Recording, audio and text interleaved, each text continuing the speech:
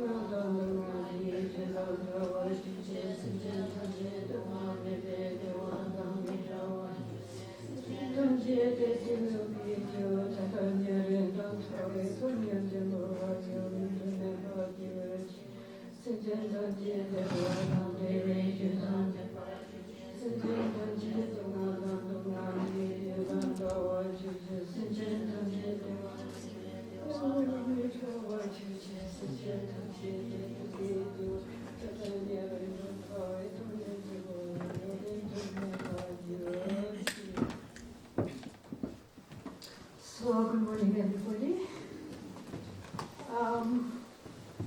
As you know, we are, for the next 2 days, going through the Patience or Forbearance chapter in Shantideva's Bodhisattva. We have an interesting challenge because I have 3 translations, all of them different, 4 translations, all of them different. And I'm not quite sure which one we're going to be following. How many of you have the text, the book? How many of you do not have the book? Okay. Well, anyway, of course, I will read out each verse as we come to it. It's been quite interesting because comparing all these different versions hasn't led to greater clarity. It's led to more and more confusion. I mean, even comparing it with the Tibetan, it's all... Anyway, we'll do our best. How many of you do not know who Shantideva was? Okay. So I will start by just reading a very short life on Shantideva to give you a context of the author of this text. Actually speaking, nobody really knows who he was. I mean, he wrote 2 or 3 very important seminal books, but the most well-known being the Bodhisattva. But exactly who he was, a lot of his story, as you will see, is based in myth. And nobody is completely sure, but they're pretty sure that he was a monk in the great university of Nalanda in Bihar in the 8th century. He's definitely existed. I mean, I'm not saying that he's mythical to the point of non-existence. He did exist, and he wrote several books. But, he didn't write his autobiography.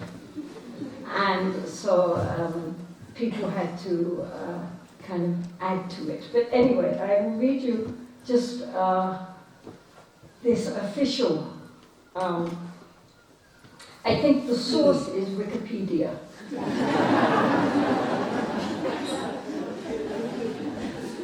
So you can take that as you want.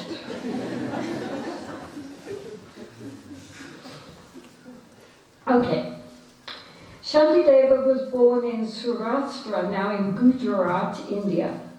His father was King Kalyana Varnam, and his given name was Shantivarnam. When he was young, he naturally acted in the way of a Bodhisattva. He had great faith in Mahayana teachings, respect for his teachers, and he was diligent in his studies.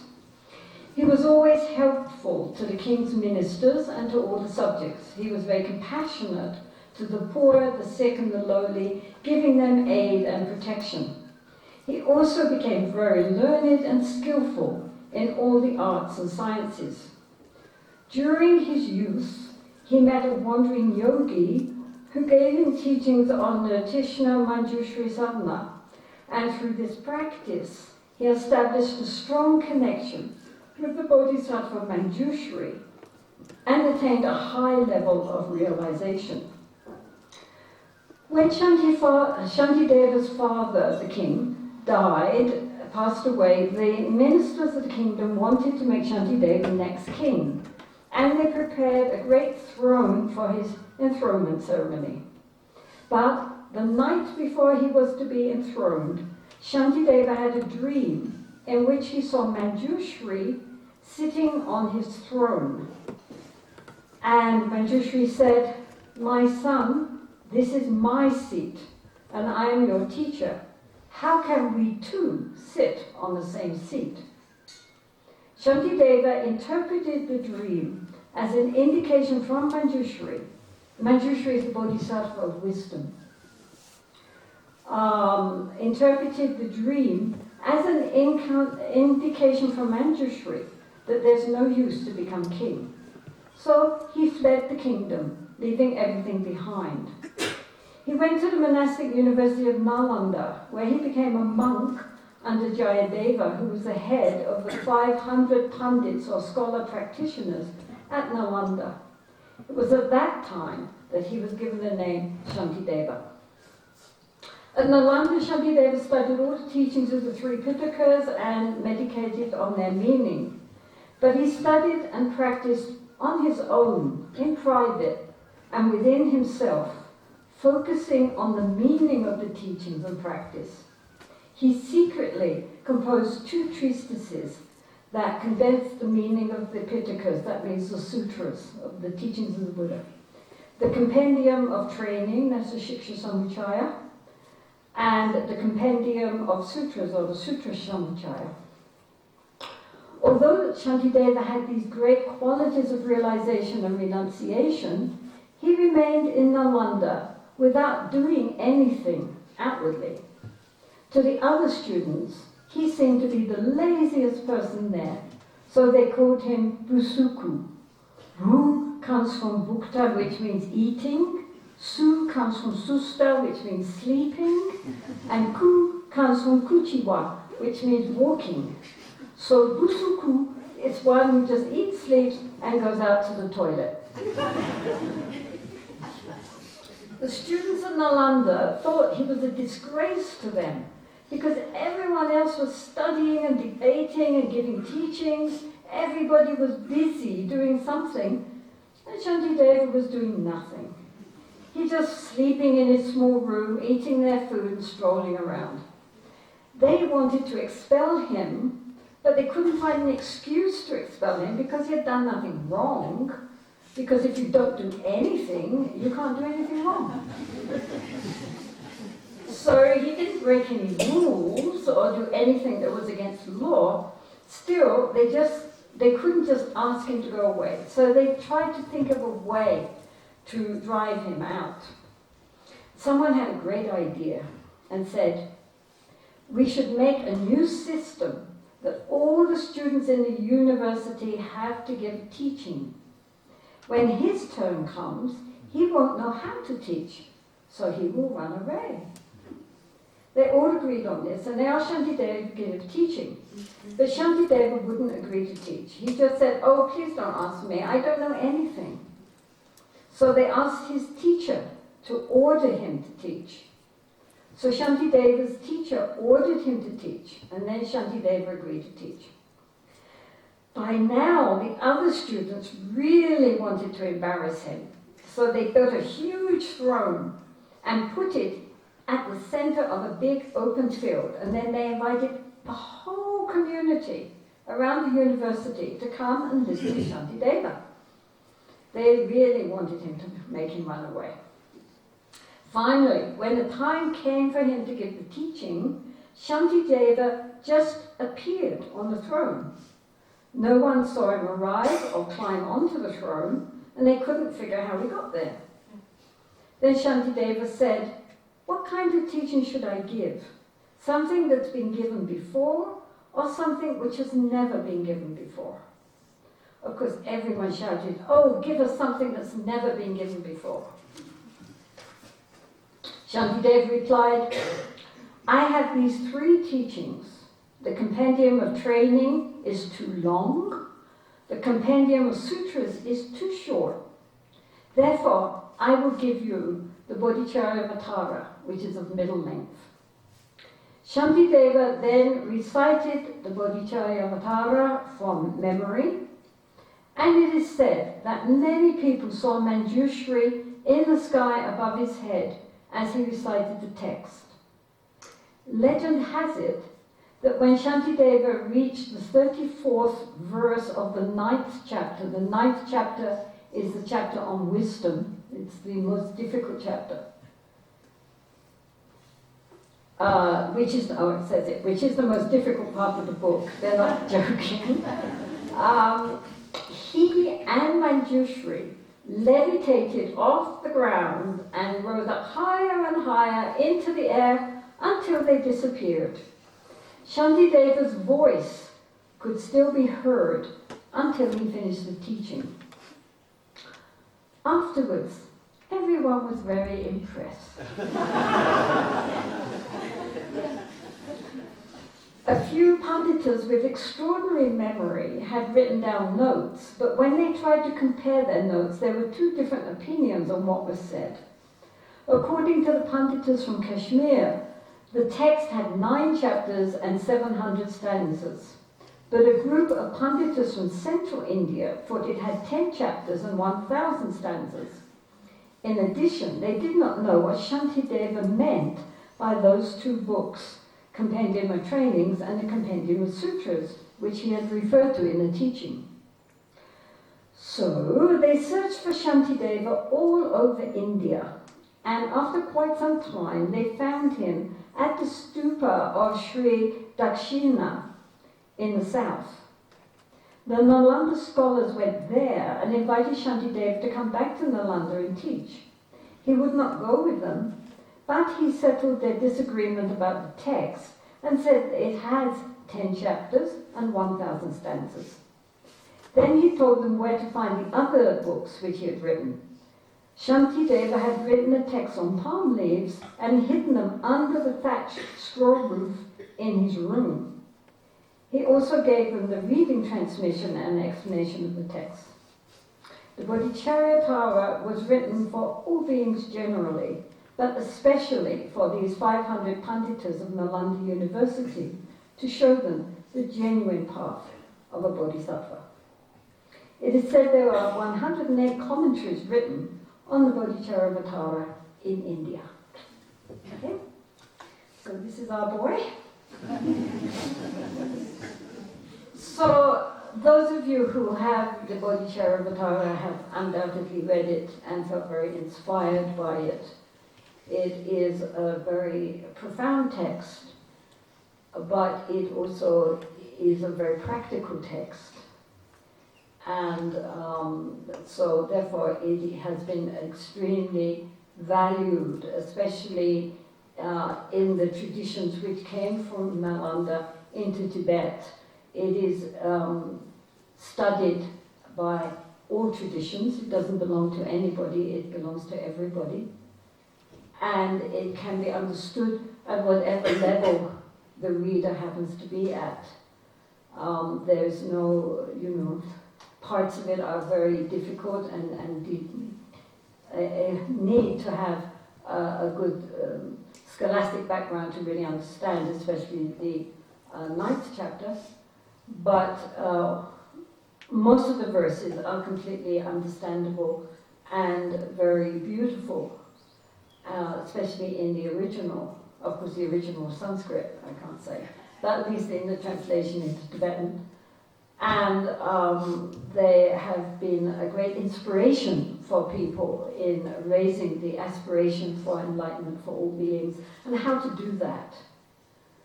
And all the qualities needed on the path, because often nowadays, especially in the West, if you say Buddhism, then people think meditation. And it's almost like synonymous in many people's minds. But in fact, in order to attain to Buddhahood, we need many, many other qualities in addition to meditation. Of course, meditation and everything, even these other qualities, depend on training and taming and transforming the mind. The mind is always at the center. But the mind is trained and transformed not merely through sitting meditations, but also by cultivating qualities of the heart, which are required in order to transform us from egoistic, self-bound, conceptually minded, ordinary beings into something which goes beyond anything which our ordinary conceptual thinking mind can imagine. To become a Buddha is to uncover the enormous potential which we have, but which normally is covered over by our delusive thinking mind, which doesn't see things how they really are. So the Bodhicharyavatara is a way of showing the path needed from ourselves as ordinary sentient beings with all our hang-ups to a fully enlightened being, the epitome of wisdom and compassion, which is our true nature, but we just haven't yet discovered that.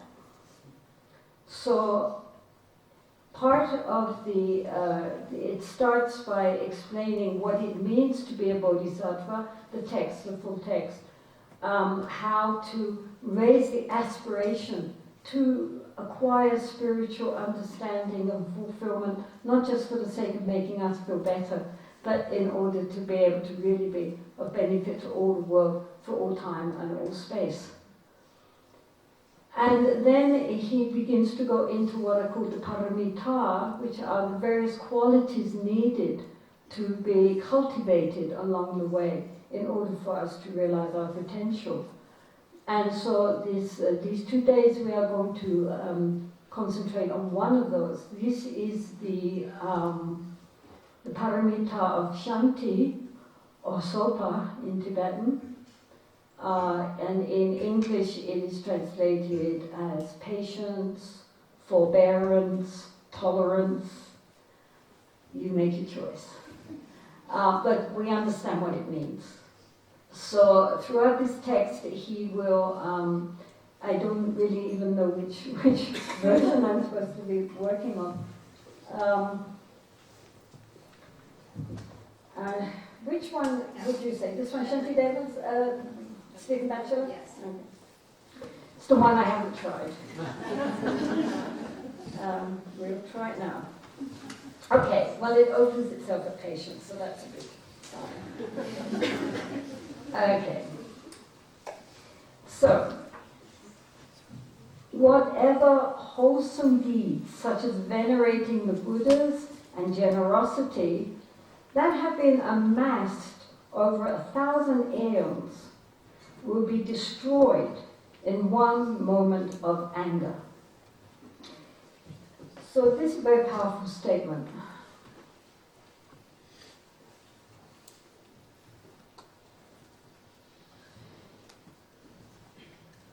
In Buddhism, the mind is polluted by 3 main pollutants or poisons.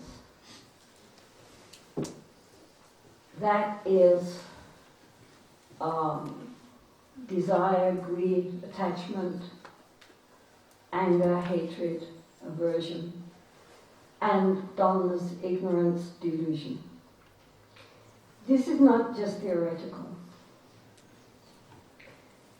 moment to moment, when we acquire impact through our sense doors, eyes, ears, taste, nose, or our mind door, automatically. Now this is Buddhist Abhidharma philosophy, but it has been substantiated by neuroscience. Every impact on our sense doors or mind door, automatically there is a pleasure-pain reaction. And I like it, I don't like it. It's often so quick we don't even notice it, but it's there. And for that which it seems pleasurable, we reach out and want to grasp it and like it. For that which is unpleasing, we feel aversion, irritation, annoyance. Or if it's neither, then there's a kind of apathy or dullness. So these are the three poisons in embryo. And they are happening moment to moment to moment as we receive sense stimuli or thoughts and emotions. Some thoughts are pleasant, some are unpleasant, some are just nothing. Okay? So, right from the start, we have these afflictive emotions called klesha in Sanskrit, gompa in Tibet. Now, the Buddha said that the cause of our suffering is our attachment and clinging. It's not what happens, it's the fact we can't let it go, something pleasant. So we suffer. But he said that nonetheless, those actions of body, speech and mind, which are based on the root of anger, hatred, aversion, are so many more times negative than those which are based on the root of greed and grasping. Right? Because greed, even though we're greedy and grasping and attached, it doesn't necessarily hurt anybody. You know, we can be a really nice person, we're a bit greedy, but you know, we like to share. You know, if we have a nice big box of chocolates, we'll share it with others. We're greedy, but we're generous. I mean, greed in itself doesn't necessarily harm others. So it's not that negative. It's very tricky to get rid of, I assure you. But it is nonetheless karmically not so negative. But those actions, the body, speech and mind, based on the root of anger, hatred, especially hatred, aversion, are karmically very, very negative. This the Buddha said. But good news, because anger and hatred is an unpleasant sensation, it doesn't make us happy. A person who is very angry or full of hatred, inside is not peaceful, is not relaxed, is not joyful. They are in pain. They might enjoy being angry, but it's not a pleasant feeling. And so, on the whole, people want to overcome anger. Right? I mean, as I go around the world, everywhere, one of the questions is routinely asked, how do I overcome my anger? Very, very few people ask, how do I overcome my greed? Because they like greed. I mean, you know, if you get what you want, then you're happy, right? So people don't see that greed, that grasping, the attachment, actually is a source of suffering and what keeps us on the wheel. We're grasping on the wheel of samsara. We're not chained on it. We're holding on tight. And because many people think that their attachments and their greed, if they are on the whole fulfilled, is the source of happiness, very few people want to know how to overcome that. right? Because they don't see the relationship between our grasping mind and suffering. It takes a lot of insight to understand that. That's really the cause of our suffering. In the meantime, anger, hatred, yes, you can see that, that's obvious. When I'm angry, I'm not a happy person.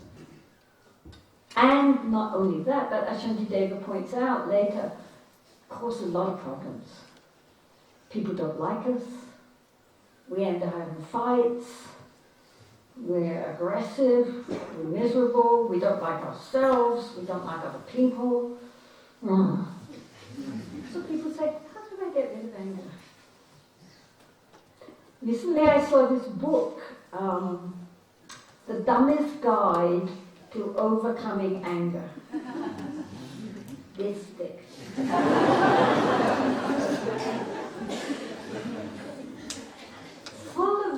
I was interested. I read bits of it because it was in a house I was staying in. And it was very nice. A lot of them are actually quite Buddhist techniques. It did not very wisely mention that these are Buddhist techniques. It was not being, promoting anything. But lots of very, very skillful ways for helping people. First to recognize their anger. And then ways to replace their anger, often by patience, forbearance, loving kindness, compassion. It was very Buddhist. But it didn't, promote itself like that. It was being very secular and psychological.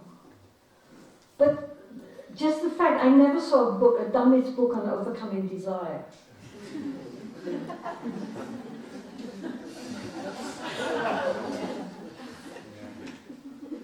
Nobody would buy it.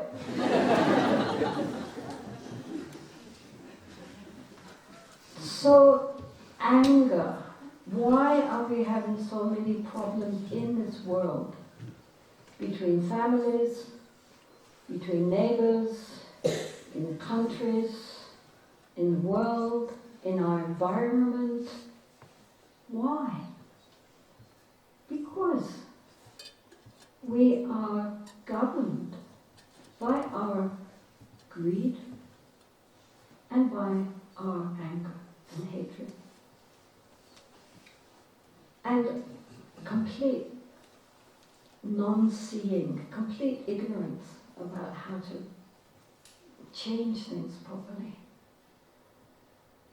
And this world is in the control of people whose minds are totally out of control. So of course we're in trouble. And it starts from inside. Each one's mind has incredible repercussions on the people we meet, the society we live in, and ultimately the world that we are at present destroying. We're destroying it because we ourselves are completely overwhelmed by these mental poisons, emotional poisons. It's very simple. You can see it. People come up with all these fancy ideas, but in fact the real root cause is our greed and our hatred, our jealousy, our arrogance, our pride, and underlying it all, our unbelievable ignorance about how things really are. But the strongest of those for karmic results is anger and hatred. His Holiness the Dalai Lama says there's a difference between, of course there is, between anger and hatred, but they both come in the same Tibetan word of shedam. And so therefore some translators translate it as anger, some as hatred. His Holiness says that it should be translated in most places as hatred, because hatred is the one which is never ever can be good. It destroys all our happiness, and it is a really virulent poison in the system.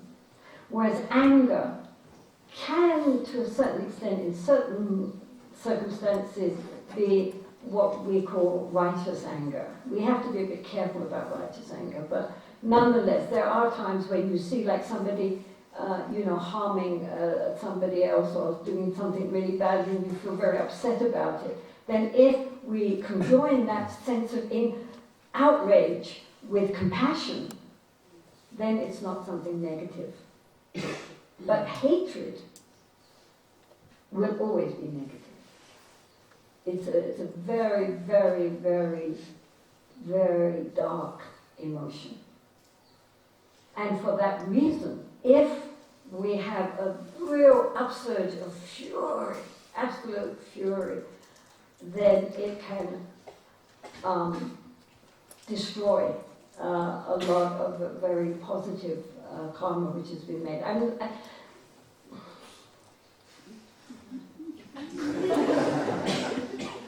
Mahayana texts always exaggerate, which makes them sometimes difficult to read. They are very prone to exaggeration. But Yongye Mingyu Rinpoche gave a very nice example, which I find very helpful. He said, it's like if you've got a piece of wood that you want to stand straight, but at the moment it's going this way, which is us. So therefore, we have to go this way, and then it goes straight. Right? Do you understand? I mean, this is very true. If you've got something that is going this way, you push it that way, then it will right itself by going the middle way between extremes. Right? So, despite all these exaggerations, it's to wake you up to, oh my goodness, this is something serious. I've been making all this merit, all this time, and then if I get really completely filled with hatred and really wanting to harm, really, really wanting to murder somebody out of hatred, that can be a very, very powerful counterforce to all the goodness we've been trying to create. I don't say for 1,000 kalpas, but for a long time. And so it's a very, very, it's like, you've got loads and loads and you've got loads and loads of beautiful, beautiful fruit juice which you've been making. And a big, big barrel of fruit juice. Absolutely delicious and nourishing. And then we put in a teaspoonful of poison. Then all that fruit juice is gone. It's all turned into poison. Yeah, I never thought that one before. But it's like that. So even a large amount of goodness can be destroyed by just a little addition of very, very powerful poison. So this is why he says,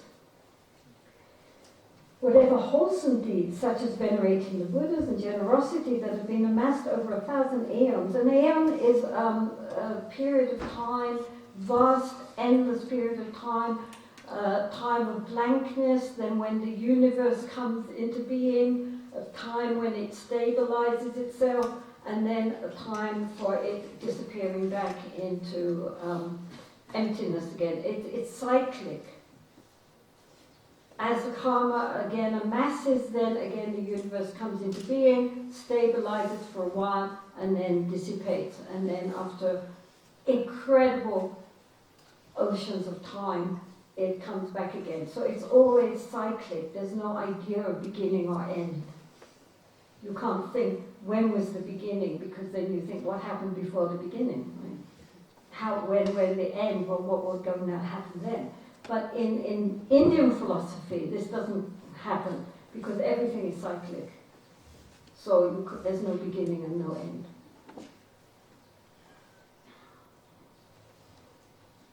There is no, number 2, verse 2, there is no evil like hatred and no fortitude like patience. Thus, I should strive in various ways to meditate on patience. That's fairly obvious. The antidote to anger is to be patient. And so this chapter is going to be showing us what he means by patience and how we can apply it to all different situations which come in our life which cause us to be upset and angry. How we can transform those through cultivating this quality of forbearance, if you prefer, or tolerance, not getting upset just because something upsets us. My mind will not experience peace if it fosters painful thoughts of hatred. I shall find no joy or happiness. Unable to sleep, I shall feel unsettled. So again, I mean, this is very obvious. I mean, if we are nurturing hatred inside us or anger, real strong anger, we're not peaceful, obviously. We feel agitated, upset, full of justification and thoughts about how we can get our own back, how we can find revenge, all the things they did that have upset me and how right I am to feel upset, and I'm going to get my own back somehow, and think of all the karma they've made. So very unpeaceful mind, very unhappy mind, very, very sad mind. Doesn't hurt the other person. The other person's just going on. Who are we harming? We're harming ourselves. We are doing to ourselves what only our worst enemy would wish for us. Isn't that stupid?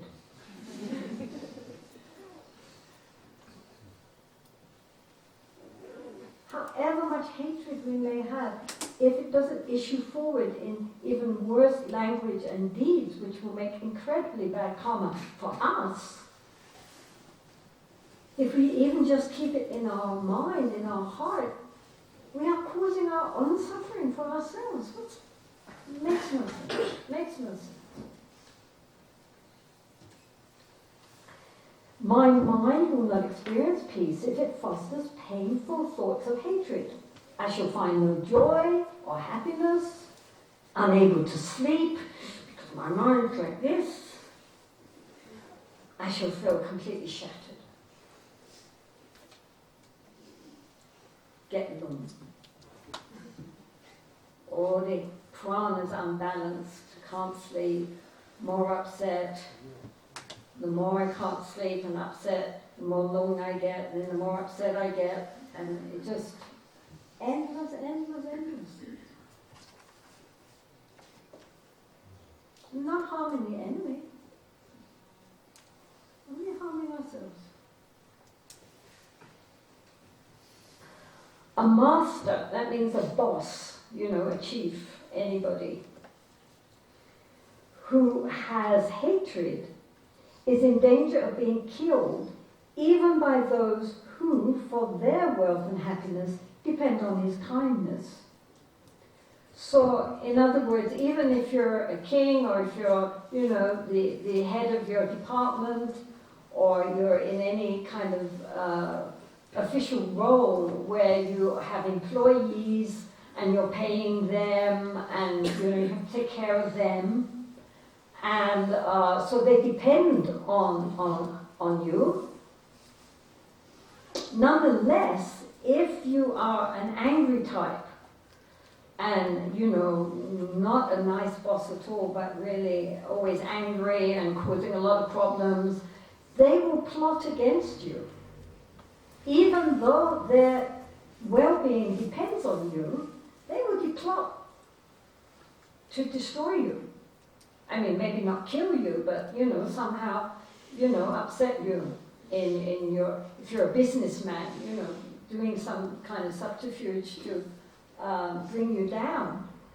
I mean, the idea is that even if we're in a position of power, if we are angry, then even those people who depend on us, they will not like us. They will not be grateful, and they will do everything they can to undermine us because of our anger. That creates disharmony in whatever environment we find ourselves. So even if we're in a position of power, if we're an angry type, we will not get people's loyalty because they don't like us even though they depend on us.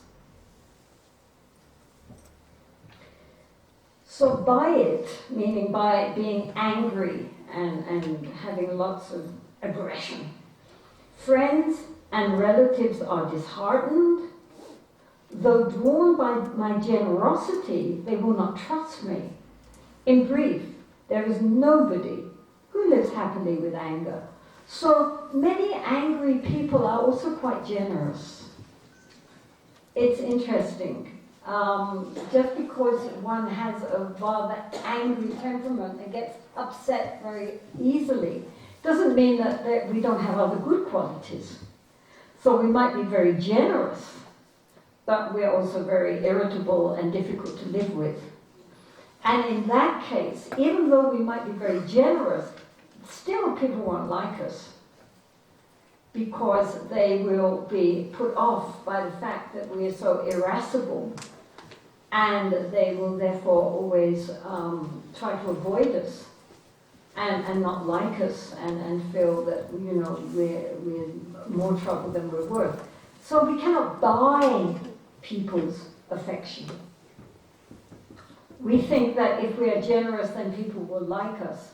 But this might not be true. We cannot expect that people will like us just because we give them presents. Because if we are still very angry and easily upset and always causing problems and having arguments and in general creating a lot of disharmony in a family or in a workplace or anywhere, then we just will end up with no friends. Because, we're miserable, making other people miserable, and then in the end we think, why doesn't anybody love me? I gave them this and I did that and I was doing this, but if we are not nice people, people don't want us. So again, he's pointing out to himself all the disadvantages of anger. Not only on an ultimate level, not only on the level of karma, but just in everyday relationships. Your employees won't like you, your family won't like you, your friends won't like you, nobody likes you, you don't like yourself. Sad. Hence, the enemy, anger, creates suffering such as these.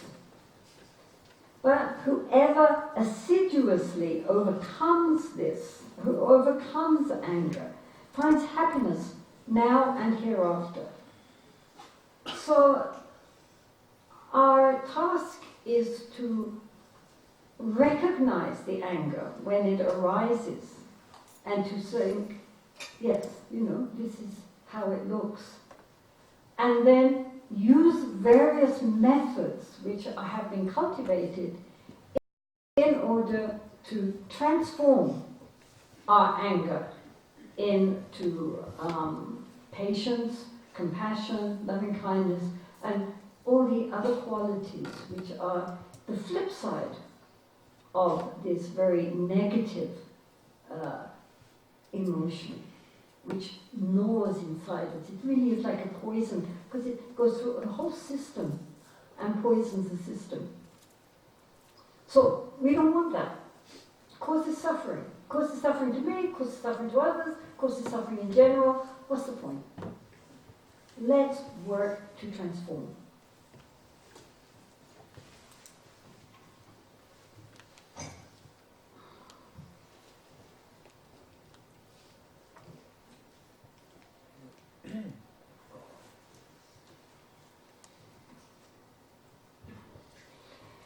Having found its fuel of mental unhappiness, in the prevention of what I wish for and in the doing of what I do not want, hatred increases and then destroys me.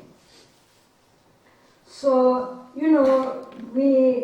things don't come the way I want them. The Buddha said that suffering is not only birth, old age, sickness and death, but not getting what we want and getting what we don't want. Right?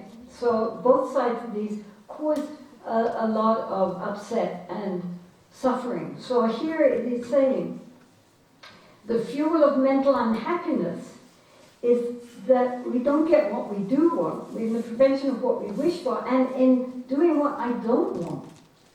So both sides, we don't get what we want, and we do get what we don't want. Somebody said to my friend, "Oh, Madam is not happy because Madam is wanting and Madam is not getting." And this is our problem. We are wanting, but we are not getting. So, this makes us very upset. And then we get all angry.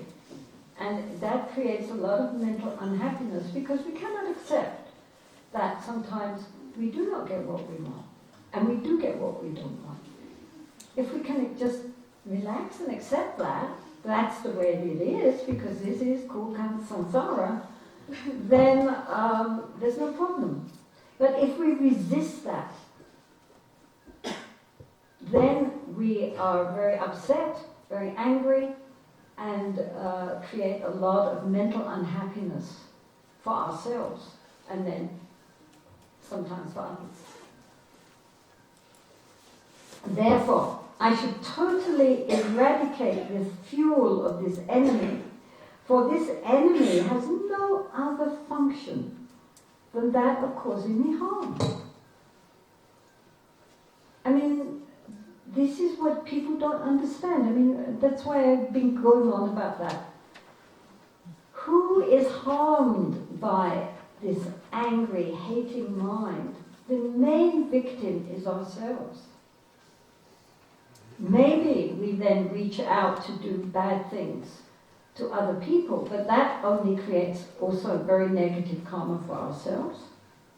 But in the meantime, whether we act on our aversion, our anger, or we don't, who is suffering? We are suffering. So the enemy is not out there. The enemy is not the other person who is doing something I don't like, or saying something I don't like.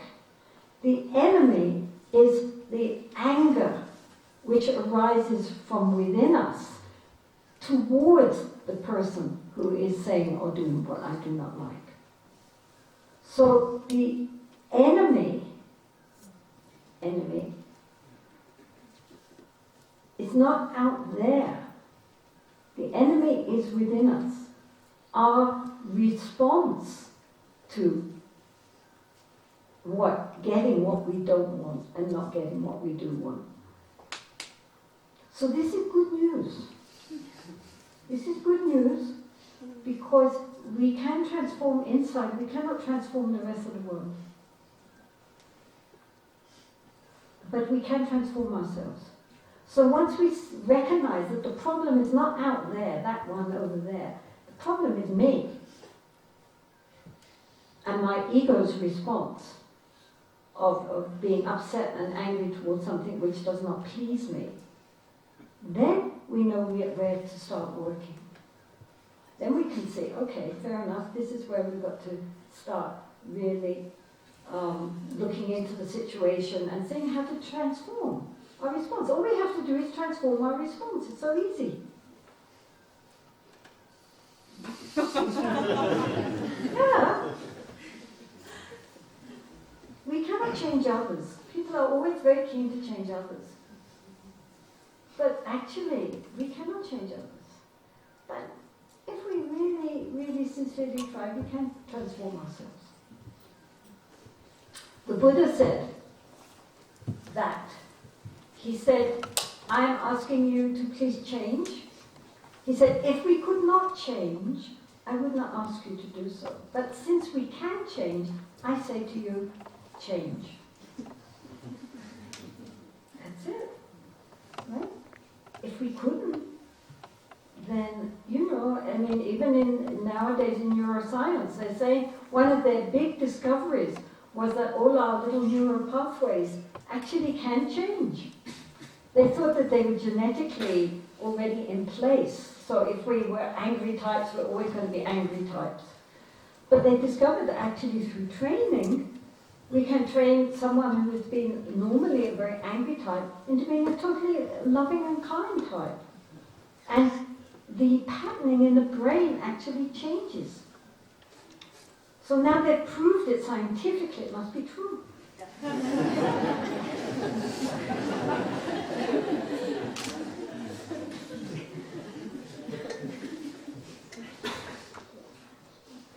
Certainly we can change. There was a monk in our monastery of Kampaga in Tashijong. The pride of that monastery are the yogis who talked in.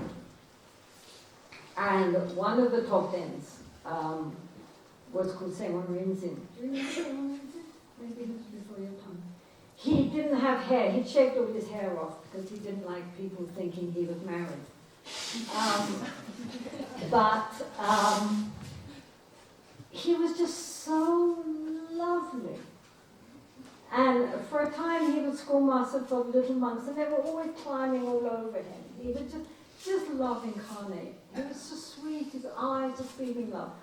And I was told that when he was a monk in Tibet, he had such a foul temper and was so angry the whole time that they told him, well, either you leave the monastery or you become a yogi, a top-in, because we can't take you anymore. So he decided to become a top-in. And obviously he worked very hard on this particular problem because he then, as I say, he was much this way and then he went this way. So he was very, he almost overcompensated, except you can't overcompensate for love.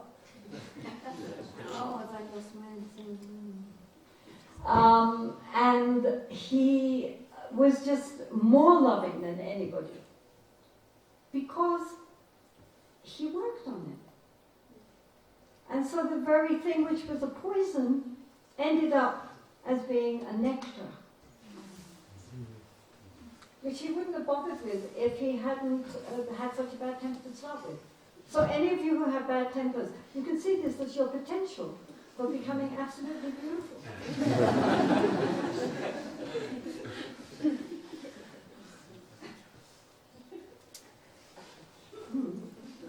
I tried my eyes, hold on. Oh, thank you. Okay.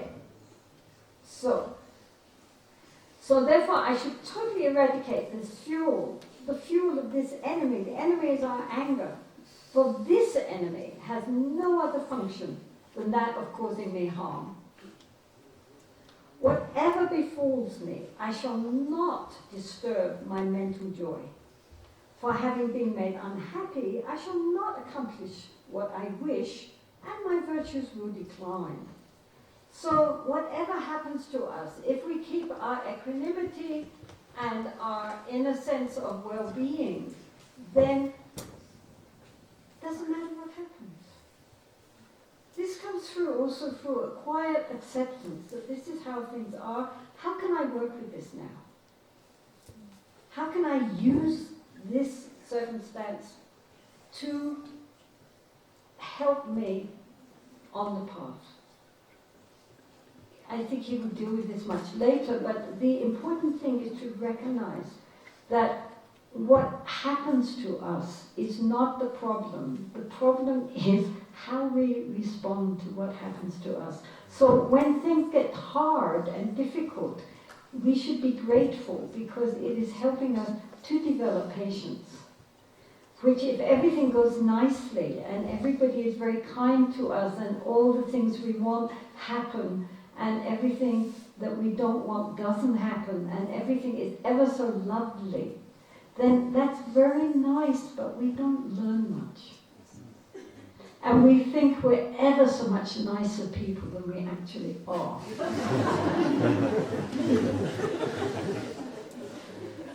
Because we're not challenged. You know, then somebody cuts in front of us in a queue, or does something which we, you know, takes a seat which we specifically were planning to sit in. Then, good. Watch. How is the mind reacting to that? You know, just very simple things. But how do we respond? And if we really respond with annoyance and anger, just watch that and let it go. Or if we say, oh well, nice, let you have it first, that's fine. Then, I mean, I tell this story, I mean, I've got to get through this text, but we'll go through part of the text later very quickly. One time, because this is something you can all relate to, at least all the foreigners here. One time I was in the FRO, which you know, those gentlemen down the road. And in front of me was a Western monk. And he was obviously applying for some kind of visa. So nowadays it's all online, but in those days you filled out forms. And so there's about 3 pages of form. And the officer behind the grill was saying to him, no, you did this bit wrong, here. And he said, oh, okay, give it to me and I'll change it. No, do it again. And he took all 3 things and tore them and threw them at the monk. And the monk said, oh, would you please give me some new forms then? And he handed them. I said, thank you very much. And he turned around, and he saw me, and then he just grinned and winked.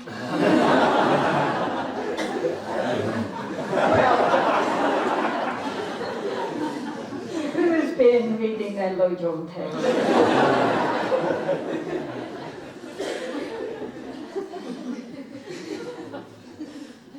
So then the officer was perfectly nice to me, because the guy hadn't argued with him, he hadn't quarreled with him, he hadn't gotten all upset, didn't storm out.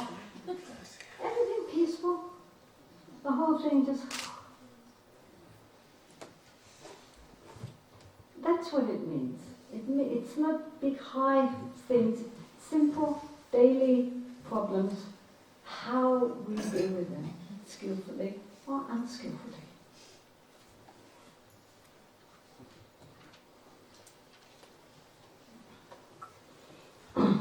So, whatever befalls me, I shall not disturb my mental joy. For having been made unhappy, I shall not accomplish what I wish. Everybody gets upset and angry and, you know, blah, blah, blah, on both sides, and then we're more upset, and so we don't accomplish anything. And my virtues will decline. You know, we lost our equanimity, we've lost our kindness, we've lost our compassion. Everybody's upset. Nothing is accomplished. What for?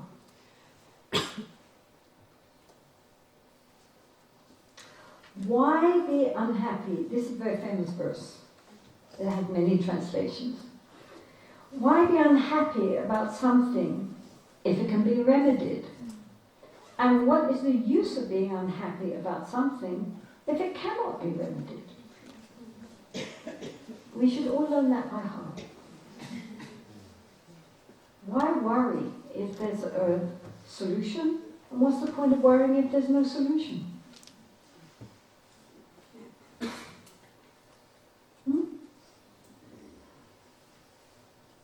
We spend so much of our time being anxious and worrying about things which haven't even happened. Our things which have happened, but we can deal with them. So why worry about that? And if there really is nothing we can do about it anyway, what's the point of worrying? Just get on with it. Accept it. Deal with it.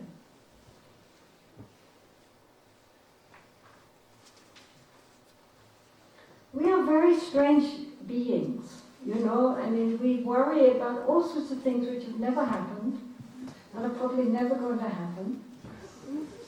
And, you know, we just are not very intelligent.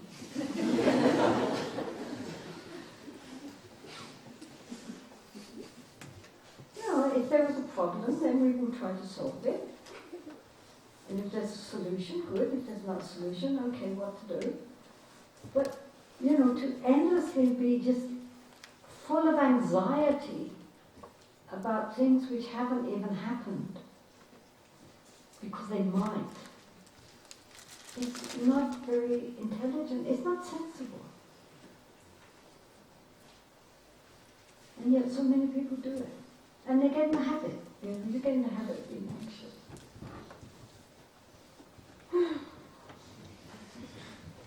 For myself and for my friends, I want no suffering, no disrespect, no harsh words, and nothing unpleasant.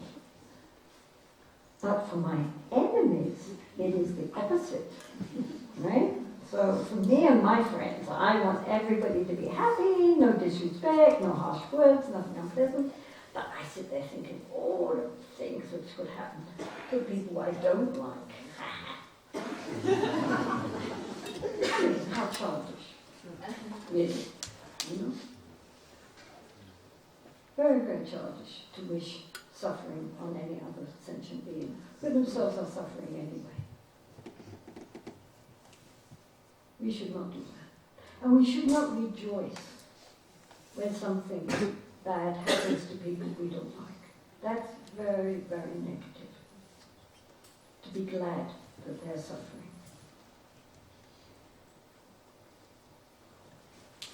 We should be careful of our minds.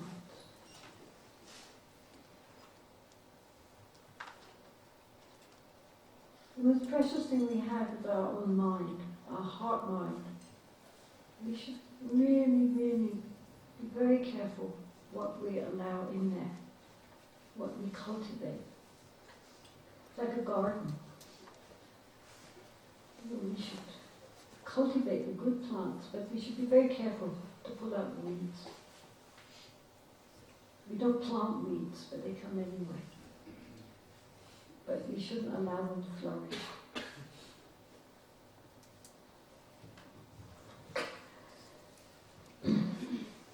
The causes of happiness sometimes occur, but the causes for suffering are very many.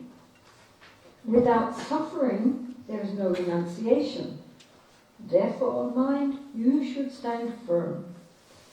So, again, back to the garden, we plant in nice flowers, and we have to water them and fertilize them and protect them from the cold, and we take care of our nice flowers very carefully. It takes a bit of work.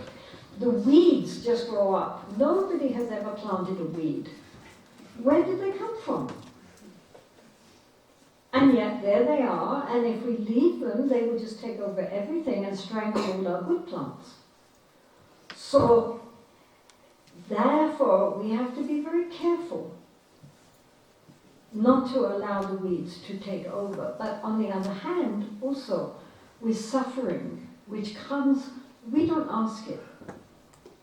We don't look for suffering. But it turns up anyway. Things happen which we don't want to happen. We don't get what we do want. We get what we don't want.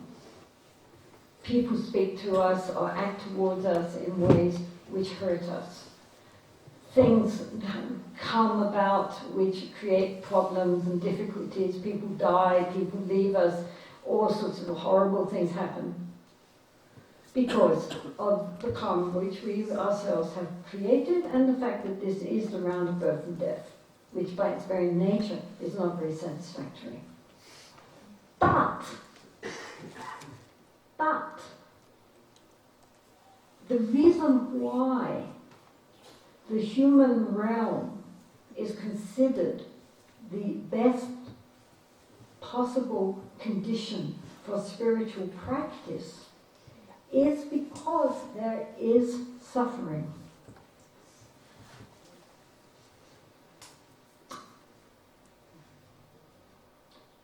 There is also happiness. Because there is a balance between suffering and happiness, this is the best possible conditions. In the lower realms, the suffering is so unmitigated that people have no time or energy to think of anything except just getting through all the suffering they're going through. They can't think beyond that. In the higher realms, in what are considered to be the celestial realms, happiness is unalloyed, only pleasure. You're in a body of light, there's no sickness, no aging, anything you want, it spontaneously appears, everything is light and love and joy. That is regarded as being a spiritual dead end. And only lasts for as long as the good karma, which took you there lasts, then after that we have to come back down. But the point is that spiritually it's a dead end because there are no challenges. If everything is all happy, happy, happy, then when suffering comes, one is totally vulnerable. One doesn't know how to deal with it. Because one has never had to transform difficulties and take challenges onto the path. So the human realm, which has this mixture of happiness, nice things happen, difficult things happen. So nice things happen, bolster us up, but difficult things challenge us.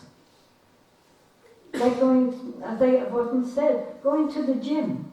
You know, you go to the gym to work out. And we expect that the machines will be difficult. You see people, oh God, you know, on the treadmill, sweat coming down. I mean, they look like they're collapsing, and they pay for this.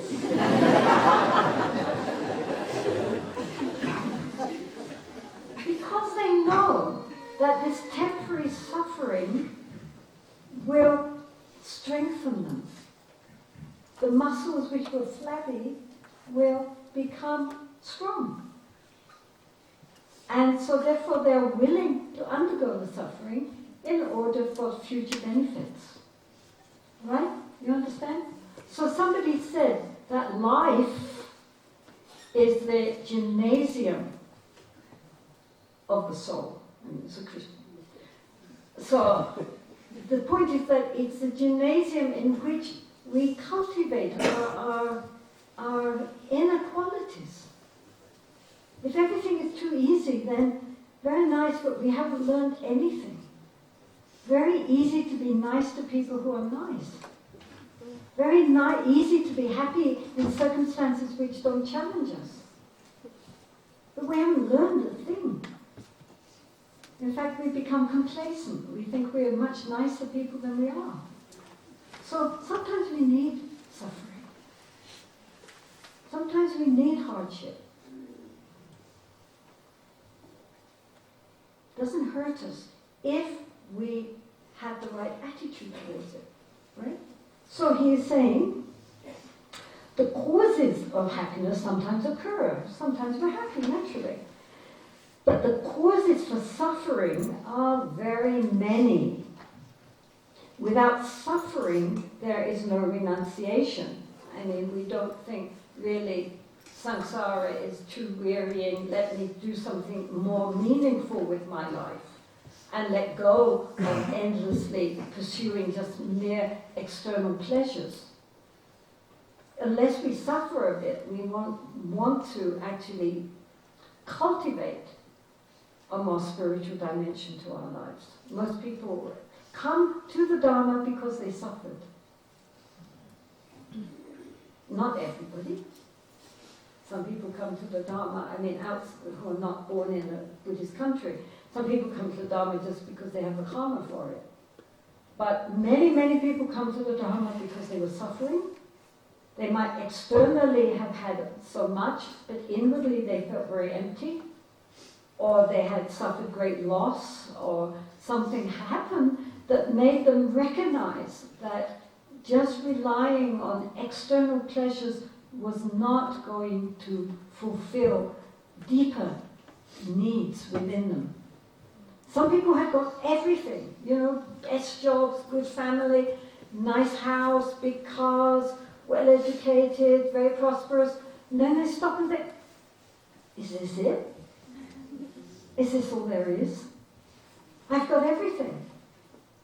Well, I've got nothing.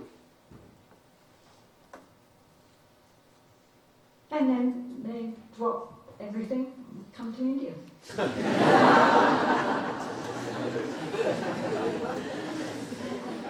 Where they think, oh,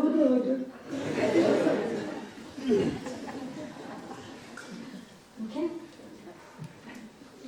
If some ascetics and the people of Kanapa endure the pain of cuts and burns for no reason, then, for the sake of liberation, why have I no courage?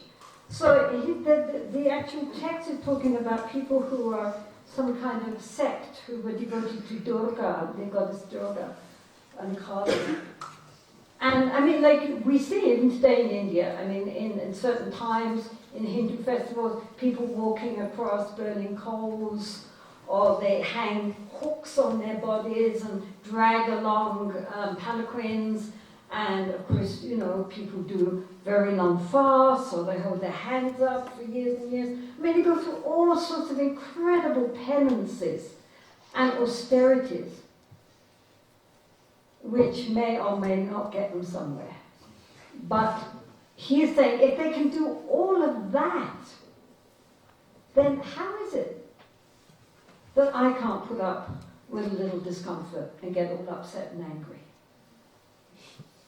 I mean, people do so much for the sake of so little. And yet for the sake of liberation, I'm not even willing to get up half an hour earlier to do some practice. Oh, I'm not a morning person.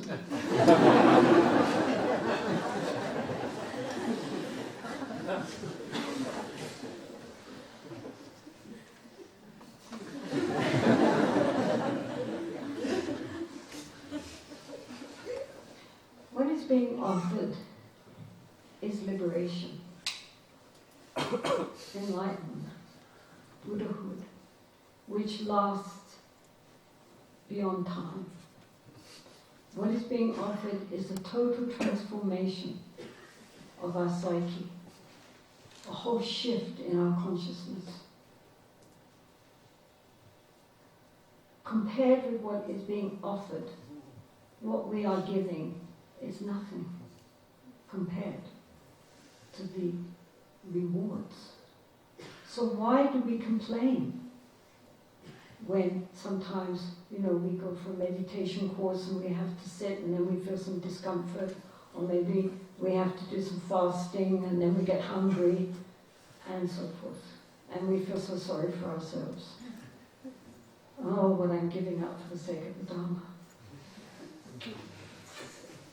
So, again, Shantideva is saying, compared with all the terrible things which people do to themselves in the name of their belief system, how is it that I'm so cowardly and not able to even make any kind of letting go of my comfort zones? He's asking himself, come on, what's the matter with you? When the rewards are so incredible. I mean, even those people who do like Goenka retreats, it's very difficult. You have to sit for 10 hours, not moving, watching sensations, and it's very, very difficult. And, especially the first few days are really very, very challenging. That's why they take your passports away.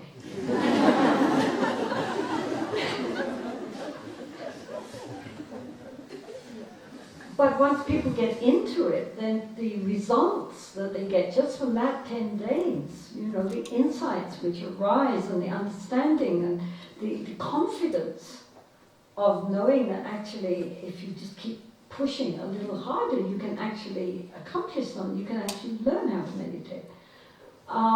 So that, what is the discomfort compared with that? The rewards are so much greater than any efforts we put into it, that he is therefore asking, for the sake of liberation, why have I no courage? Why am I so, afraid to push beyond my safety levels, my comfort zone?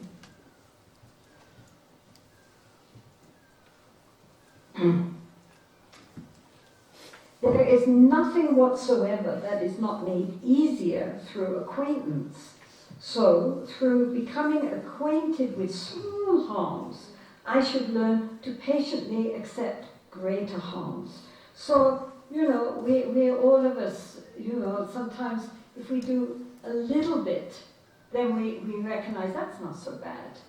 And then we do a bit more, and gradually we get used to it. It's like walking, if in the beginning, or doing yoga or any exercise, you start small, and you do a little, and then next day you can do a bit more, then next day a bit more, and like that, until suddenly you're doing so much that you'd never believed you could do that much. And it's no problem, because we're used to it. We've gained an acquaintance with pushing against our limits. And so therefore we start by accepting small problems, and then as we recognize, yes, I can deal with that, actually it's not so bad, then more and more and more, until we can deal with really, really very grievous difficulties without losing our own inner poise and equanimity. Just practice makes perfect, as we say. So every time, a little more, little more, little more. Start in meditation, or so you can start just, 10 minutes. Then when 10 minutes is easy, 15 minutes, 20 minutes, half an hour, and so on. And each time we build up until we can do anything, and we never would believe we could do it. But actually, then it becomes easy. Yeah, no problem. We can do it. We also have to believe in ourselves and our own inner abilities. We should not put ourselves down, and discourage ourselves. Shantideva himself says in the Bodhisattva that while pride, arrogance is a defilement, a klesha, but self-confidence, which is the same word in Tibetan, is essential on the path. We have to believe in ourselves. We have to encourage ourselves. We have to remember we all have Buddha nature. So we can do it. Anybody can do it. And discouraging ourselves and thinking we cannot do it is actually regarded as a form of laziness. Because we are, shifting the responsibility. Oh, I can't do that. I'll never be able to do that. So I don't even try. Just being lazy. Anybody can do anything. So, who has not seen this? So he's saying there is nothing whatever that is not made easier through acquaintance. We just practice over and over and over.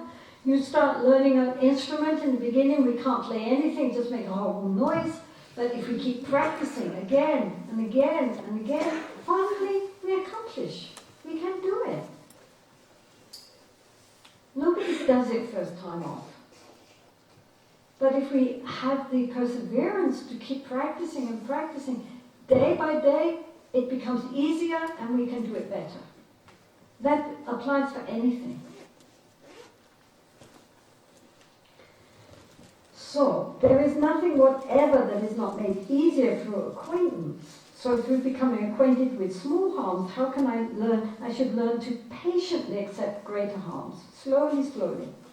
Who has not seen this to be so with trifling sufferings such as the bites of snakes and insects, feelings of hunger and thirst, and such minor things as rashes? We're living in India, right? So, insects, mosquitoes, snake bites, heat, cold, fasting, thirst, and even skin problems. We don't get angry with those things. We accept them. We try to heal them, but, we don't look on them as the enemy. We have patience. Oh dear, look, another mosquito bite. But we don't, look on that as being something which we have to get filled with hatred towards. We just, I should not be impatient with heat and cold, wind and rain, sickness, bondage and beatings, for if I am, the harm they cause me will increase. In other words, especially, I don't know about bonds and beatings, but definitely heat and cold and wet and rain and all these things, if we get upset about them, then it just makes it worse. Whereas if we just accept, this is, today it's raining, so it's raining. Today it's cold, so it's cold. Today it's hot, so it's hot. But then no problem. The problem comes with how we deal with the things which happen to us, not the things which happen to us. So even if somebody for some reason wants to come and beat us up, it's not that we just accept somebody can come and beat us up. But nonetheless, if we accept that we are beaten, even if we defend ourselves, if we defend ourselves not through anger, but through, needing to defend ourselves and having compassion for our violator, then that doesn't create more problems on top of the problems we're already facing. That's the point. If we react negatively, we create more problems on top of the problems which is the reason why we're reacting negatively in the first place. If we accept it and deal with it skillfully, without getting all upset and angry and so forth, then that deals with it. It doesn't create more. Hello, Pema. She's a very good little girl, and she's very lucky. She goes to Dharma talks. She's very hard.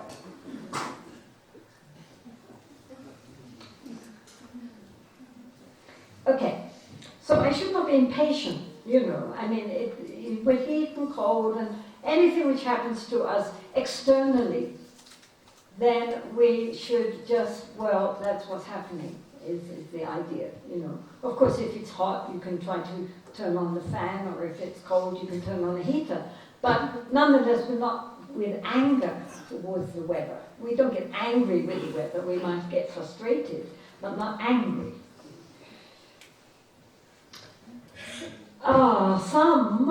Yes indeed, some when they see their own blood become especially brave and steady, and some when they see the blood of others faint and fall unconscious. That's very true. I've seen it. These reactions come from the mind being either steady or timid. The thing with Shantideva is, as you recall, he is the son of a king. He was a prince. Now, princes belong to the Kshatriya caste, the warrior caste, as the Buddha did. The Buddha also was a prince, he was a Kshatriya. Kshatriyas in those days, as in Europe, kings led the troops into battle, right? Not like nowadays, generals sit behind their computers and send everybody else. In the good old days, the kings and all the leaders, the nobles, had to lead the troops into battle. And so they had to learn how to be warriors, right? So the aristocracy were also warriors. They all learned how to fight. And because he was brought up as a prince and a warrior, a lot of his imagery is about warfare, right? He talks a lot about, battles and fighting and overcoming the enemy, etc., etc. Because that was his background. He wasn't a Brahmin. He was a warrior. So a lot of warrior imagery comes up in Shantideva. And the Buddha also. Okay, so he's talking about seeing their own blood or the blood of others. He's probably thinking about the battles. When you went into battle.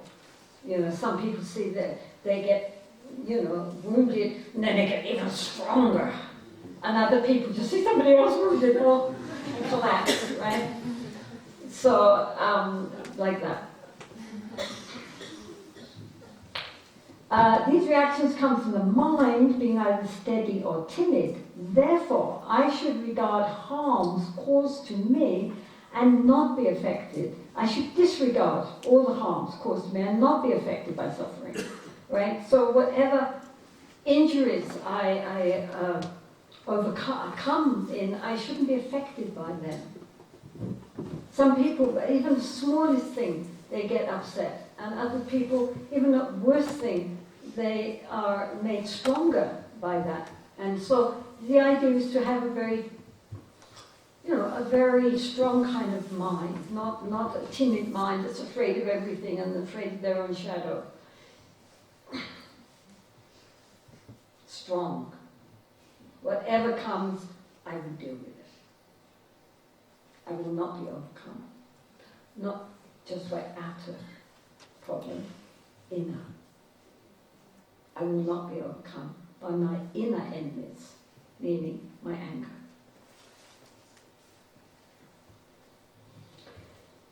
Even when the wise are suffering, their minds remain very lucid, clear, and undefiled. For when war is being waged against the disturbing conceptions, much harm is caused at the time of battle. So, that's interesting. I didn't read that. So back to the battle, right? A great warrior, no matter what is happening on the scene of the battlefield, because in those days everybody was right there, they stay calm, clear, they understand what action needs to be taken. They are not distracted or terrified or in any way confused. Right. So when the wise are suffering, even though they're wounded, their minds remain clear and undefiled. For when war is being waged against the kleshas, against our afflicted defilements, our emotional and mental defilements, meaning our greed and our anger, especially anger here, jealousy, pride, and our essential delusion. When we are standing up and saying, okay, whenever these defiling emotions come into my mind, I will deal with them. This is what he's saying. So, that time we have to be very clear and recognize what is going on in our own mind, in our own heart. Very important. Problem is not out there, problem is in here. And the only way we can deal with our own negative emotions is by recognizing them as they arise. This is what meditation is for. Step one, to get the mind a little bit more centered and focused, a little bit more quiet maybe, but then to look and see what's going on inside. Because we're so fascinated what's going on outside. But are we really conscious of how we are responding to our seeming external stimulus. That's where the battle is. It's in here, not out there. Not really a battle, but in Shantideva it is a battle. It's the way he deals with it, because as I say, he's from a warrior caste. So he sees the negative emotions as the real enemy because they cause so much trouble. You don't have patience towards your negative emotions. They are the ones that create all the problems inside ourselves and outside in the world. All of it is caused by the fact that our emotions are unbridled. There are good emotions, kindness, generosity, compassion are good emotions, but the negative emotions are given free rein, never questioned, and create havoc inside ourselves and then everywhere around us, the people we meet with, and the world in general. What a mess our world is in. Why? Because of us. I mean, we call lions and tigers wild animals. They're no problem. We're the wild animals. And we're destroying everything that we cut our hands on. Because of our greed, because of our aggression, because of our stupidity, our jealousies and competition, and everything. So, we have to start from where we are, which is with recognizing these negative emotions and how they wreak havoc inside us and outside us. And say, enough. I've not got patience with you.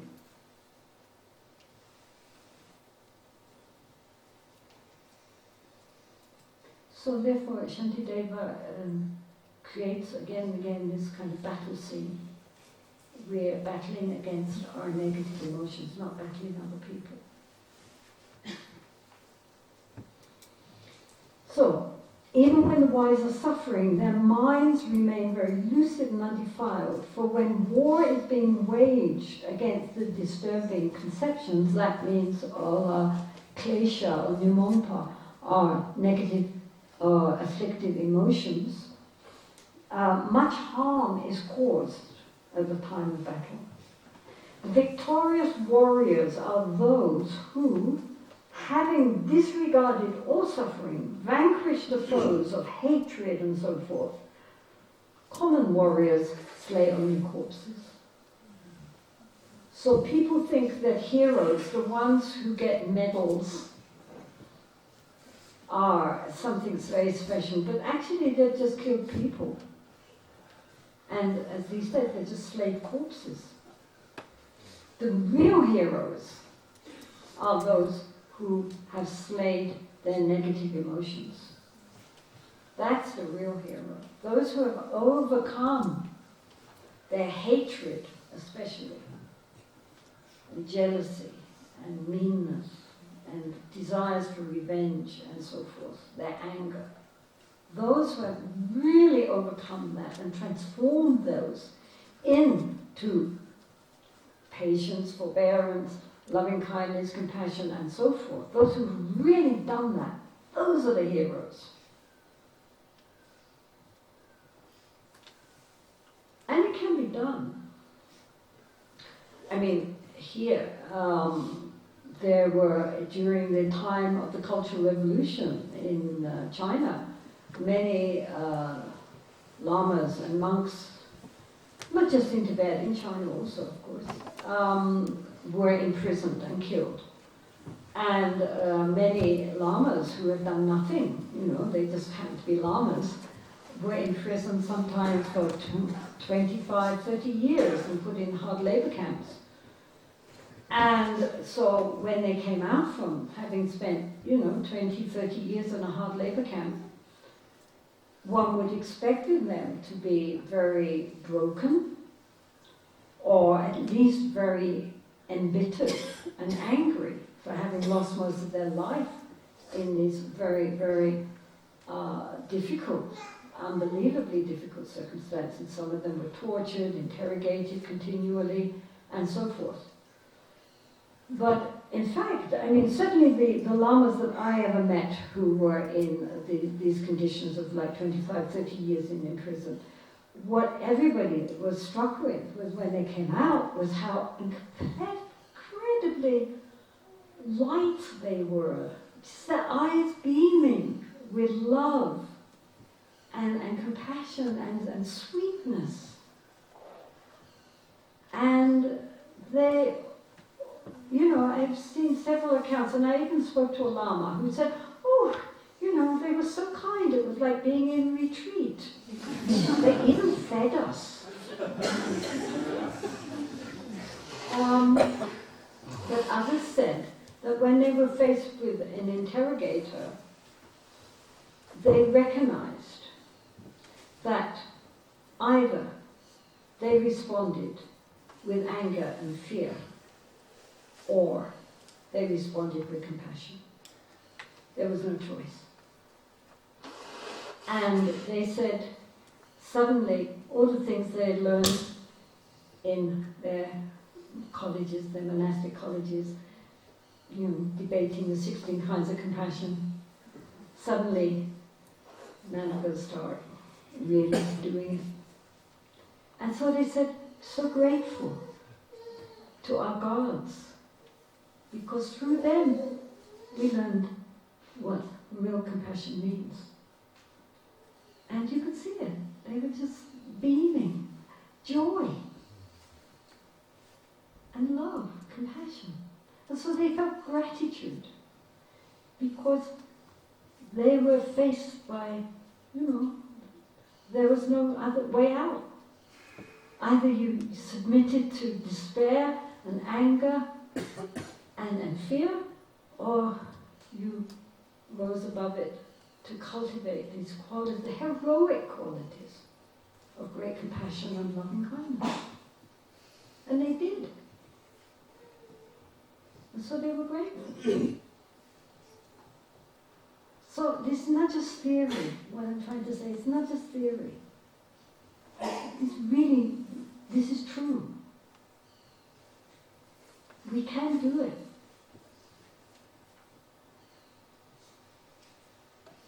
Transform our mind, everything is transformed. And what would seem like the biggest obstacle becomes the greatest opportunity.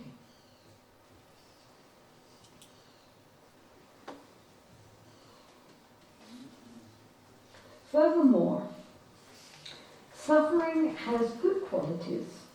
Through being disheartened with it, arrogance is dispelled, compassion arises for those in cyclic existence, evil is shunned, and joy is found in virtue.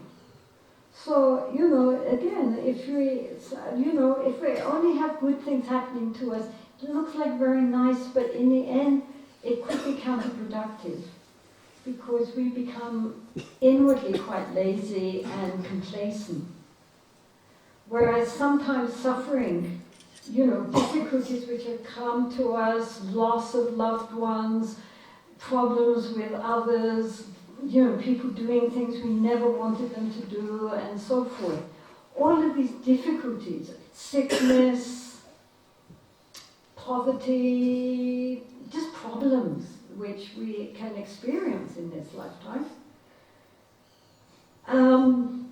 We don't cling so much to samsara, thinking, oh, actually, what's the Buddha talking about? That this is dukkha, that this is unsatisfactory. I'm having a great time. Fantastic. What do we mean samsara is suffering? If we're in samsara, then we begin to say, yeah, actually, there is no security in samsara. Today, everything may be fine. Tomorrow, we discover we've got cancer. Or somebody very close to us just died. Or anything could be happening. We don't know. We think we're going to live forever and everything's going to go the way we want it. No way. There is no security in samsara because everything is impermanent. everything is changing. The only security is to feel a security in that insecurity. To recognize that everything is changing, shifting the whole time, and to be at ease within that.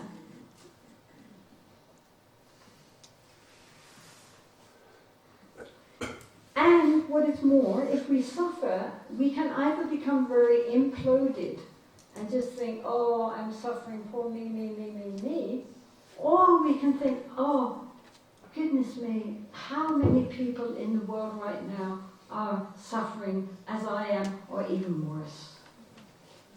And recognizing how sad I am for my situation, then I can extend my heart to embrace all these others who are going through the same or even worse things. And this way we cultivate empathy and compassion.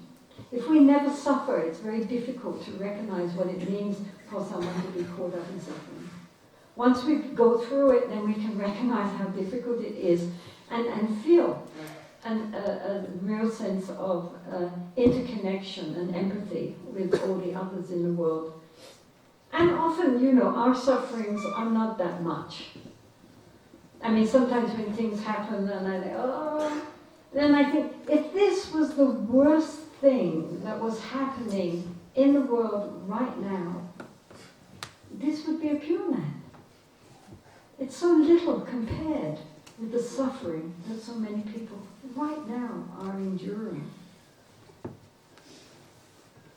So we get a sense of perspective also.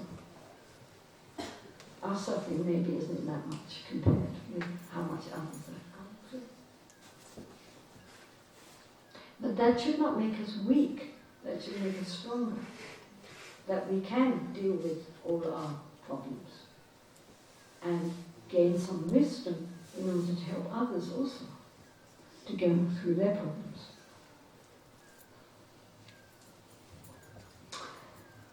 As I do not become angry with great sources of suffering, such as jaundice, if you get hepatitis, but you're not angry with the hepatitis, you just, then why be angry with animate creatures? They too are provoked by conditions. So now he's going to talk about the specific Buddhist view that everything which arises doesn't just come arbitrarily, doesn't just come by accident. Everything comes because of causes and conditions, one of which is karma. Karma comes about because of prior causes and conditions which we ourselves have made. But also there are many other causes and conditions, the climate, natural accidents, all sorts of different things which happen which might not per se be karma, but nonetheless are coming about. I mean, even the climate, the fact that it's cold this year and raining and snowing, it's due to causes and conditions, most of which we ourselves as human beings have made. It's not just, oh, well, the weather gods felt like they'd like to send a bit more rain this year.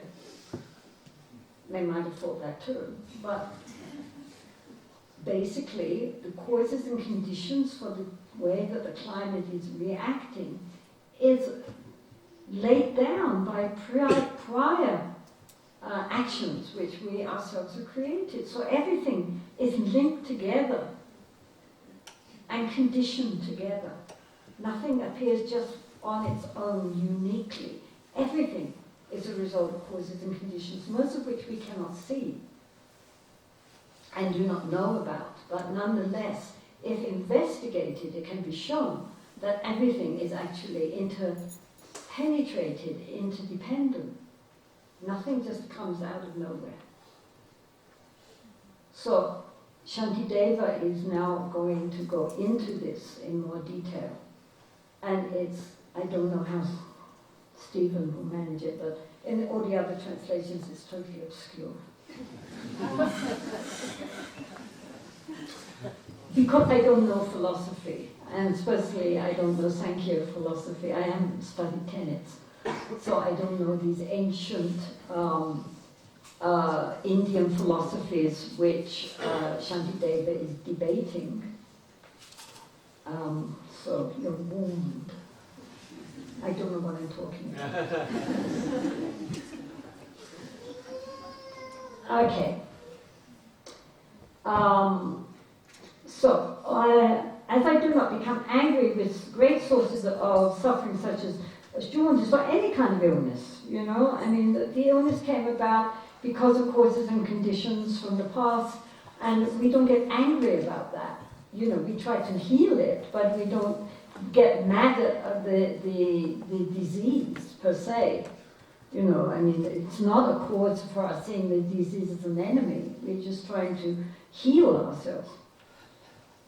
Why then be angry with animate creatures? They too are provoked by conditions. So later he's going to go into this, how all the people who do bad things, it's because they themselves have conditioned reactions. It's not just that they are... His argument is that nobody sits down to be just mean. That it's because of conditions from the past that they want to be mean. So we therefore should be upset with the conditions, not with the person. Although they are not wished for, these sicknesses arise. And likewise, although they are not wished for, these disturbing conceptions forcibly arise. So what he's saying is that when we get sick, then they just come because of, we don't want them to come, but, we don't want to get sick, but because of causes and conditions we do get sick. And likewise, when people are bad to us and do things which we don't want, it's because, again, it's not that they intend to be nasty, it's just that because of causes and conditions, they are under the influence of their negative emotions, and their negative emotions arise, and that causes them to speak and act unskillfully. So they're not really in charge of the situation. This is what we have to think about other people, not about ourselves. Other people's negative emotions come about not because they choose them to come about, but because they are in the grip of their negative emotions. And so therefore their negative emotions cause them to act in ways which are unskillful. And therefore we should not be angry with that person because they did not have the prior intention to be difficult. It's just that they are under the influence of their negative emotions. So just as if we get sick, we're not getting angry with the sickness, likewise, if people are very difficult to us, we should recognize that they are not really in control of themselves. That they are being controlled by their negative emotions. So therefore, we are angry with the negative emotions, we're not angry with the person. On the other hand, without thinking, I shall be angry, people become angry with no resistance. And without thinking, I shall produce myself, likewise, anger is produced. So the idea again is that it's not something which is intentionally done, usually. Most people don't sit around thinking, well, I don't know, I think it would be fun to be angry right now. Yes, let's go and find somebody to be really nasty to. Who shall we get? Right. Okay, now I'm going, yeah, that looks like a good one. Okay, I think I'm going to hate you. Right. And then you get all upset. It's not like that. We don't plan it. We don't choose to be angry. Anger comes up. And because we have no control, therefore, we act unskillfully in speech and action based on that anger, which we didn't ask for. It should come up. That person is acting to us in an angry way, not because he intended that. He didn't plan it. It just happens that something's happened and he's gotten angry, and so he's taken over by his anger. So he's not thinking, I shall be angry. People become angry without having any control over the situation. They have no resistance. And without thinking, I shall produce myself, likewise anger is produced. So the anger on its side is not deciding, now I'm going to come out and be angry, right? And the person never planned that they would be angry. It's just that anger, something's happened and anger comes. So, and because they have no control, they are unable to deal with that situation. So therefore the person that comes to us and is angry with us, it's not because there was any genuine, there was no plan about it. It just happened. They got angry without intending to be angry particularly, and the anger came up, not on its own side, deciding now I'm going to show myself. Right? Anger doesn't do that, it just appears. And so the person is in control of their anger, and therefore it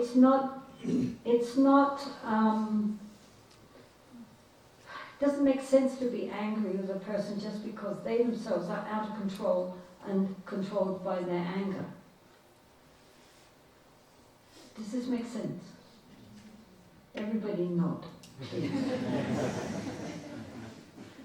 Right? I mean, the point is that the person themselves is not in control of the situation. The person themselves is controlled by their anger, but the anger itself is not something which is in charge of the situation. Anger just arises. It didn't plan to arise. There's no little anger sitting there thinking, now I'm going to show myself. It just comes. This strong feeling, and then that takes over the person. You see it when people are arguing. You know, I mean, the logic of what they're saying doesn't come into it. They don't hear each other. Both sides are trying to, overcome the other, but without any genuine ability to see the situation clearly. They're just absolutely, as we say, overcome by anger. So they're not in charge. The anger is in charge. If you see people who are angry, you see it so clearly. It's like being drunk. They're totally out of control. And then they do and say things which later they regret. But it's because at that time they were completely overwhelmed by these poisonous states of mind. So therefore, we shouldn't be angry with that person. We should be angry with that poisonous state of mind.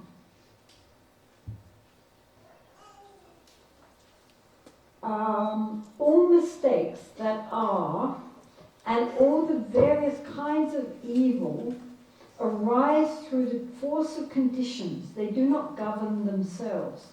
So again, what he's saying is that everything is due to causes and conditions. Nothing of itself makes that decision. Anger doesn't decide it's going to arise. Anger arises because of prior causes and conditions which create the situation in which anger can arise. But anger on itself is not deciding it's going to arise. And the person is not thinking, now I'm going to be angry. They're just taken over by anger on account of various causes and conditions which have created that feeling of anger at that time. So he's now going to deal with all these two basic obscure philosophies, in who both of them are predicating that apart from the emotions, there is someone who experiences those emotions, and he's going to refute that. But I don't think we got there yet. These conditions that assemble together have no intention to produce anything. Neither does their product have the intention of being produced. They just, there's no prior intention about it. So much of our feelings and emotions come together because of the causes and conditions which have created those feelings and emotions, good emotions as well as bad emotions, but there's nothing behind it which is deciding that this is the emotion we're going to have. So there's nothing behind it which is deciding now I'm going to be angry. Anger comes. It's much more neutral. It doesn't make a decision to come. It just arises when the conditions are all there. If you put together many causes and conditions, you will create, like chemistry, right? You put various chemicals together, and they will create something. But the chemicals themselves are not deciding that's what they want to do. It's just when you put them all together, that's what they will produce. Do you understand? I mean, like, H2O, you'll get water. But the hydrogen and the oxygen are not deciding to make water. But if you put the right quantities together, you will produce water. Do you understand? Yeah. And so what he's trying to say is that this is not something which depends on someone separate who is making the decision. It just happens because of the causes and conditions coming together. So what's there to be angry with?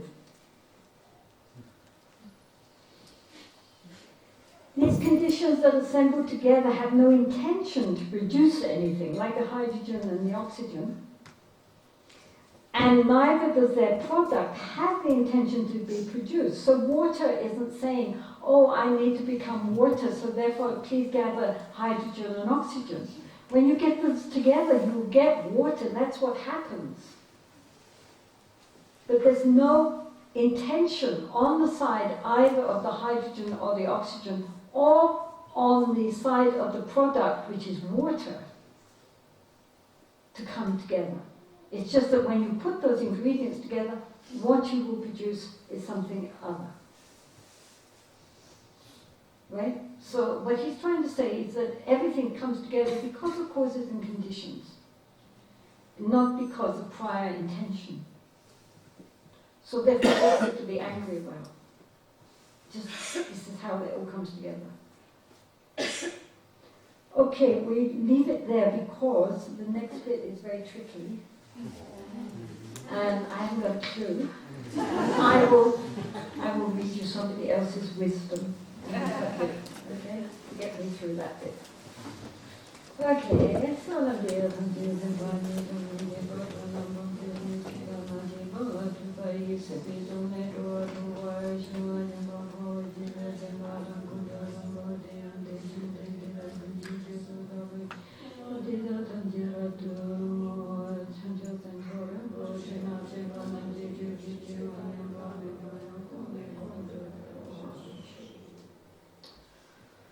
thank you.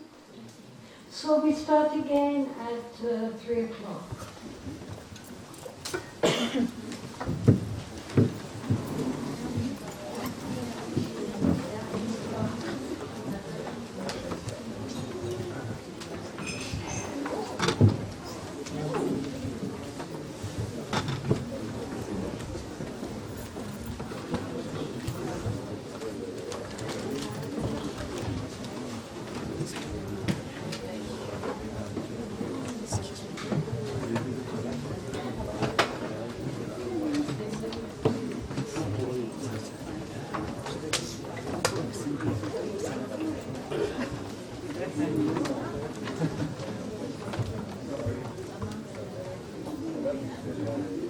Sorry.